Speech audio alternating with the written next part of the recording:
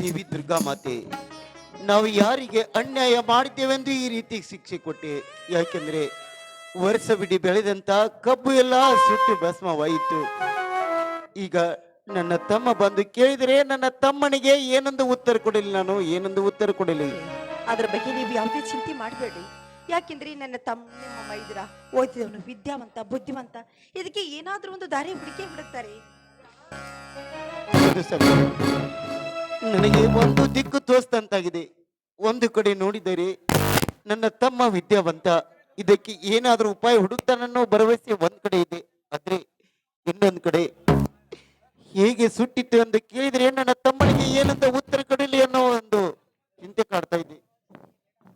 ಅಣ್ಣ ಅತ್ತಿಗೆ ಬಾರಪ್ಪ ತಮ್ಮ. ಇದೇನು ಕಣ್ಣಲ್ಲಿ ಏನಿಲ್ಲಪ್ಪ, ಹೊಲದಲ್ಲಿ ಮೊನ್ನೆ ತಂದ ಮಳ್ಳ ಹೋರಿಗಳ ಗಳೆ ಹೊಡಿದ್ದೀವಿ.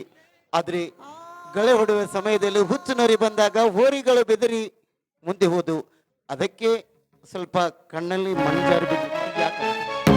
ಯಾಕೆ ಸುಳ್ಳು ಹೇಳ್ತೀಯ? ನಾನ್ ದಾರಿಯಲ್ಲಿ ಬರ್ಬೇಕಾದ್ರೆ ನನ್ನ ಸ್ನೇಹಿತ ಹೇಳ್ದ ನಿಮ್ಮ ಕಬ್ಬಿಗೆ ಬೆಂಕಿ ಬಿದ್ದು ಕಬ್ಬು ಸುಟ್ಟೋಯ್ತಂತ. ಹೌದಣ್ಣ.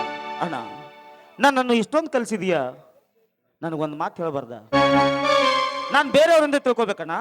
ಅಣ್ಣ, ಕಬ್ಬು ಸುಟ್ರೆ ಏನೂ ಆಗಿಲ್ಲ. ನಾನು ಈಗಲೇ ತಹಸೀಲ್ದಾರ್ ಆಫೀಸ್ಗೆ ಹೋಗಿ ಅರ್ಜಿ ತಂದಿದ್ದೀನಿ. ಏನಂತ ಅರ್ಜಿ ತಂದಿದ್ಯಪ್ಪ? ಮುಖ್ಯಮಂತ್ರಿ ಪರಿಹಾರ ನಿಧಿಯಿಂದ 10 ಲಕ್ಷ ಪರಿಹಾರ ಧನ ಕೊಡ್ತಾರಂತನ. ಏನು? ಆ ನಮ್ಮ ಬೆಳೆ ಸುಟ್ಟು ನಾಶವಾದ್ದಕ್ಕೆ 10 ಲಕ್ಷ ರೂಪಾಯಿ ಪರಿವಾರಧನ ಕೊಡ್ತಾರ? ಹಾ, ನೀನು ಹೇಳೋ ಮಾತು ನಿಜವೇನಪ್ಪ? 10 ಲಕ್ಷಣ. 10 ಲಕ್ಷ ನಿಮ್ಮ ಕೈಯಲ್ಲಿ ಸಿಕ್ಕರೆ ಎಲ್ಲರ ಸಾಲ ಮುಟ್ಟಿಸ್ಬೋದು.